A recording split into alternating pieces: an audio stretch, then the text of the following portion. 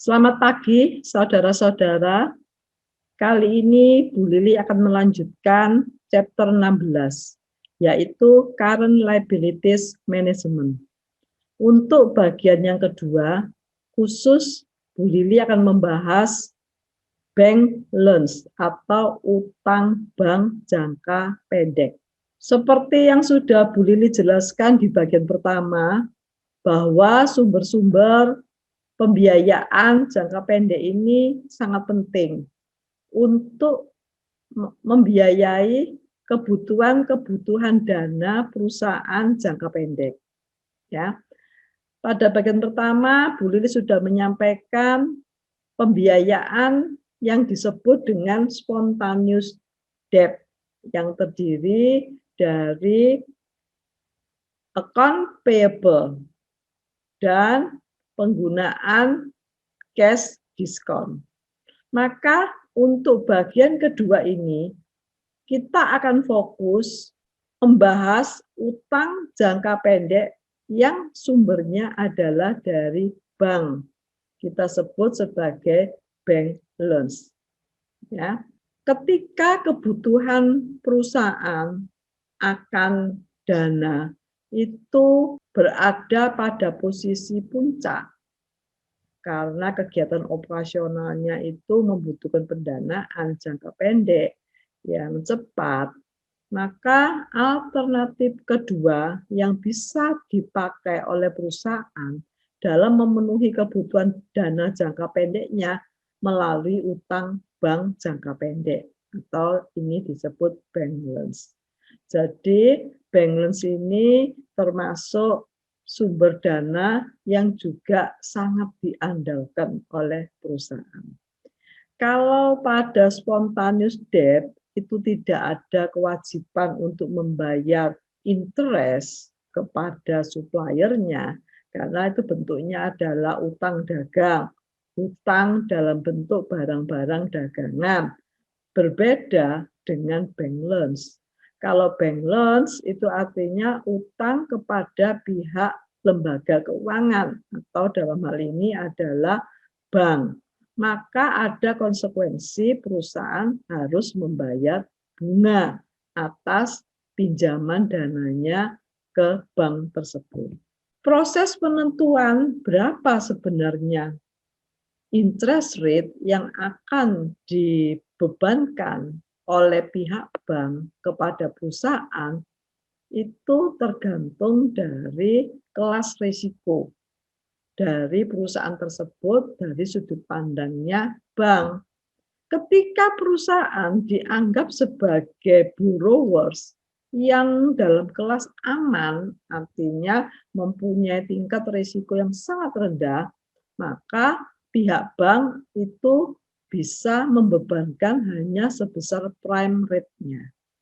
Oleh karena itu, prime rate ini adalah suku bunga yang sangat istimewa.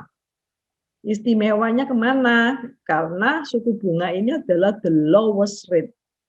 Suku bunga terendah yang diberikan oleh bank kepada borrowersnya, karena borrowersnya itu adalah nasabah prioritasnya.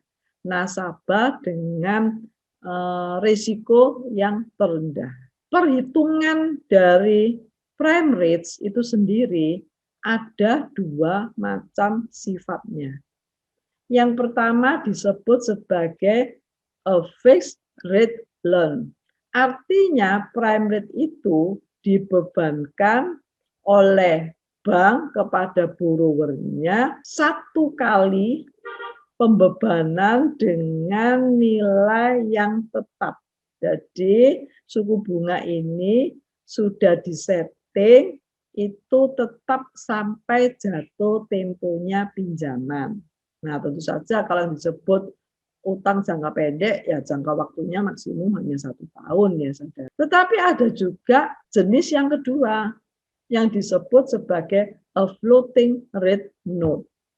Kalau floating rate note ini adalah nilai interest rate-nya disesuaikan berdasarkan perubahan yang ada di pasar selama proses utang tersebut belum jatuh tempo. Jadi kalau floating rate itu akan berubah sesuai dengan perubahan-perubahan market. Mari kita sekarang melihat cara perhitungannya. Kalau suku bunga yang harus dibayarkan oleh borrower itu adalah di akhir pinjaman yang kita sebut is paid at maturity. Saat kita pinjam, kemudian kita membayar bunga plus mengembalikan pokok pinjamannya itu pada jatuh temponya pinjaman kita, maka perhitungan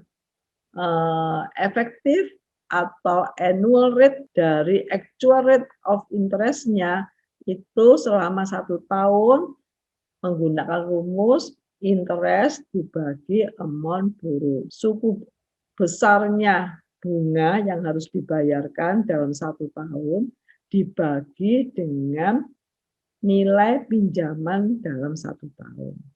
Maka pembayaran bunga pada akhir periode jatuh temponya pinjaman itu nilainya akan sama antara effective rate dengan actual rate yang dibayar. Nah, bagaimana kejadiannya kalau pembayaran bunga tersebut bukan at maturity, tapi pembayaran bunga itu dilakukan di awal pinjaman, disebut in advance.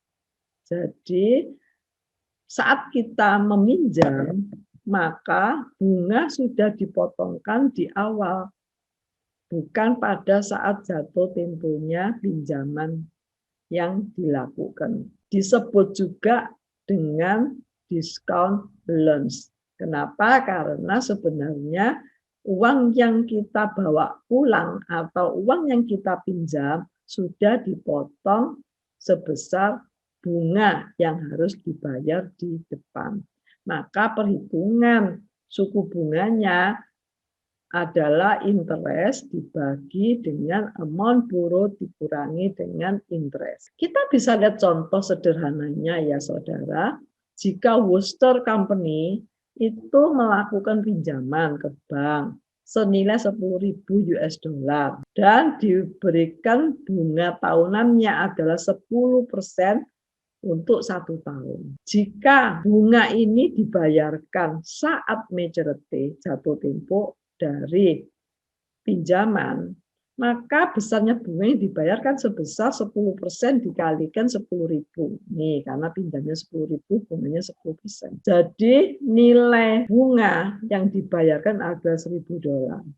Sedangkan total pinjaman atau prinsipalnya 10.000. Nih ya pinjamannya. Maka berapa sebenarnya actual rate-nya?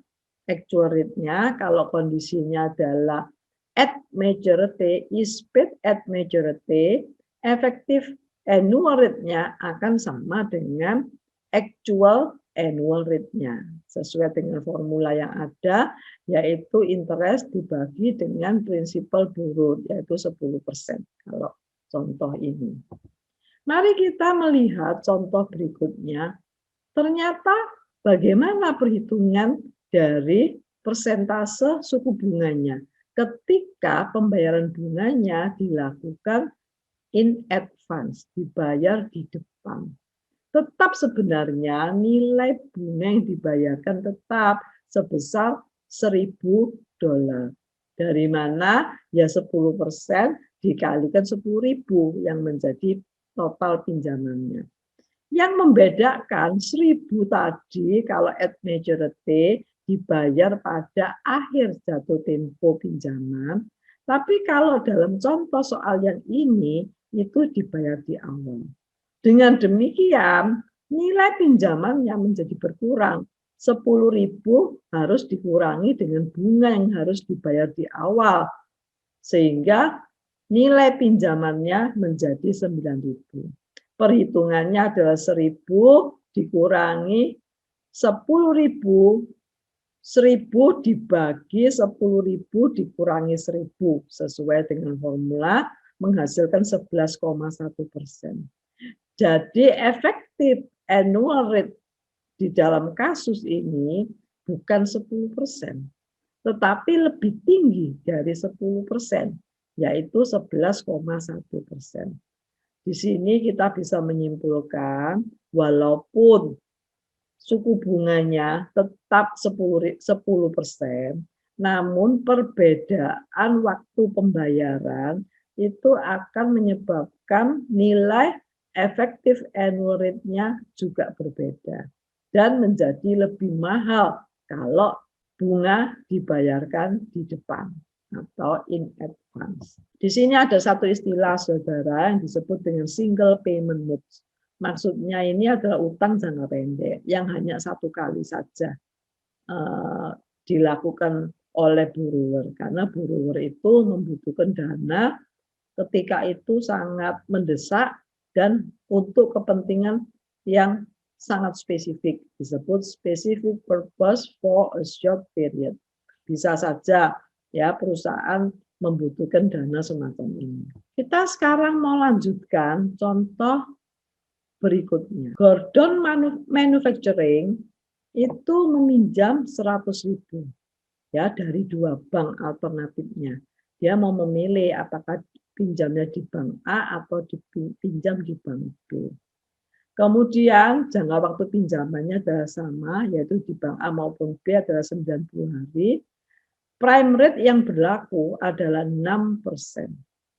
Mari kita lihat berapa sebenarnya efektif interest rate-nya ketika berlaku pembebanan bunga dengan sistem fixed rate dan yang satunya lagi tadi pembebanan bunga dengan sistem floating rate. Jadi prime rate-nya adalah 6%. Begitu kan saudara-saudara? Jika diperlakukan fixed rate note untuk bank A, kemudian suku bunga itu disetting adalah 1,5% di atas prime rate-nya, maka dengan pinjaman selama 90 hari kita bisa hitung suku bunganya yang dibebankan adalah 7,5%. Dari mana ini? Dari prime rate tadi yang 6% ditambah premi 1,5% di atas prime rate. Maka kita menemukan angka 7,5%. Secara nilai uang kita bisa lihat bahwa pinjaman 100.000 dengan bunga 7,5% 1 tahun, padahal pinjamannya ada hanya 90 hari, tentu ini kita kalikan lagi 90 dibagi 365. Berarti bunga yang harus dibayarkan oleh perusahaan senilai 1.849 US dollar. Berapa persen itu? Nah, kita bisa menghitung dengan rumus yang sudah ada, yaitu 1.849 dolar dibagi bureau invested, dibagi dengan jumlah pinjaman, maka menemukan 1,85%. Apakah ini sudah merupakan efektif interest rate-nya? Oh, belum. 1,85% ini boleh kita sebut sebagai stated rate atau kita sebut sebagai nominal interest rate, tetapi bukan menjadi efektif interest rate-nya. Kenapa? Karena efektif interest rate itu berlaku 1 tahun, sementara tadi jangka waktu pinjaman adalah 90 hari. Maka mari kita adjust. Kalau stated rate-nya adalah 1,85%, berapa efektif interest rate-nya? Kita masukkan rumusnya ya. Rumusnya efektif annual rate itu adalah 1 ditambah quoted rate atau stated rate tadi dipangkatkan dengan frekuensi pembayaran bunga dalam 1 tahun. Frekuensi pembayaran bunga dalam 1 tahun itu 4,06, dari mana? Dari 1 tahun 365 hari dibagi 90 hari. Kita kurangi 1 untuk menetralisir angka 1 plus di depan ini. Maka ditemukanlah 7,73%. Berarti perhitungan 1,85% yang menjadi quoted rate selama 90 hari itu kalau disetahunkan setara dengan 7,73%. Disebut effective annual rate. Mari kita lanjutkan bagaimana kalau bank B. Tadi kan perusahaan mempertimbangkan dua macam bank. Ada bank A, ada bank B. Di bank B ini tidak berlaku fixed rate, tetapi diberlakukan floating rate. Kebijakannya adalah 1% dari prime rate-nya. Dengan jangka waktu pinjaman sama 90 hari, maka seharusnya suku bunganya adalah 7%. 6% ditambah 1%. Tetapi karena ini berlaku floating rate note, maka angka prime rate itu selalu mengalami adjustment. Bagaimana adjustment-nya? Ternyata 30 hari kemudian prime rate-nya naik. Bukan 6%, tapi 6,5%. Berarti ada kenaikan prime rate 0,5%. Kemudian 30 hari berikutnya justru prime rate-nya turun. Dari 6,5% turun menjadi 6,25%. Ada penurunan 1/4% dari kondisi 30 hari sebelumnya. Sehingga kalau kita hitung ya, mulai dari 30 hari pertama, kemudian 30 hari kedua, dan 30 hari terakhir. Ya, saudara. Maka pada 30 hari pertama itu jelas tadi 6% ditambah 1%, 7%. Karena 30 hari pertama berarti 30 dibagi 365. Itu bunga yang dibayarkan pada 30 hari yang pertama. Kemudian pada 30 hari yang kedua itu terjadi perubahan, prime rate-nya naik 6,5%. Maka 6,5% ini ditambah kebijakannya tadi adalah 1% above preminya, maka 6,5% ditambah 1% menjadi 7,5%. Itu ada the next 30 days yang kedua ya. Yang ketiga itu kan menjadi 6,25, dari 6,5% menjadi 6,25. Maka kebijakannya adalah 1% above, berarti 6,25 ditambah 1% menjadi 7,25%, itu adalah the last 30 day atau 30 hari yang terakhir. Maka kita jumlahkan semua perhitungan ini, akhirnya kita kalikan ya. Jadi yang pertama tadi adalah 0,575, kemudian yang kedua 0,616%, dan yang terakhir ada 0,596%. Ini semua kita kalikan dengan nilai utangnya yaitu 100.000. Akhirnya kita menemukan bunga yang harus dibayar adalah $1.787. Kita hitung berapa persen itu, ketemulah 1,79%. Terus saudara, kita bisa bandingkan dengan tadi fixed rate. Oke, ini kalau sebesar 1,787%, itu kan 30 hari berturut-turut. Berapa sekarang efektif annual rate-nya? Menggunakan rumus yang sama, 1 plus quoted rate, kemudian kita pangkatkan dengan M, artinya ada frekuensi pembayaran bunganya dalam 1 tahun, yaitu 365 dibagi 90, ketemu 4,06, harus dikurangi 1, kita temukan 7,46%. Itulah efektif annual rate kalau menggunakan floating rate. Ya, jadi kalau kita mau bandingkan, kita bisa lihat lagi. Kalau kita mungkin lupa, tadi yang fixed rate berapa sih? Nah, yang fixed rate itu kita lihat seperti ini. Efektif annual rate-nya adalah 7,73%. Itu fixed rate. Kalau floating rate, maka efektif interest Kalau floating rate, efektif interest rate-nya adalah 7,46%. Sehingga kita bisa temukan kesimpulan kalau memang diharuskan untuk membandingkan antara floating rate dengan fixed rate, kita temukan ternyata yang floating rate ini less expensive ya, maksudnya lebih murah saudara dibandingkan fixed rate-nya.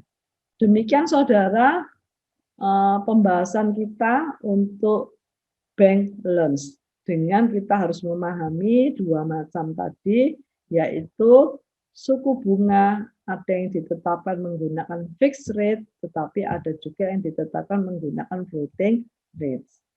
Terus Anda tadi juga sudah belajar tentang pembayaran bunga yang dilakukan at maturity dan pembayaran bunga yang dilakukan in advance. Semoga membantu kalian untuk bisa memahami materi bank loans. Selamat pagi.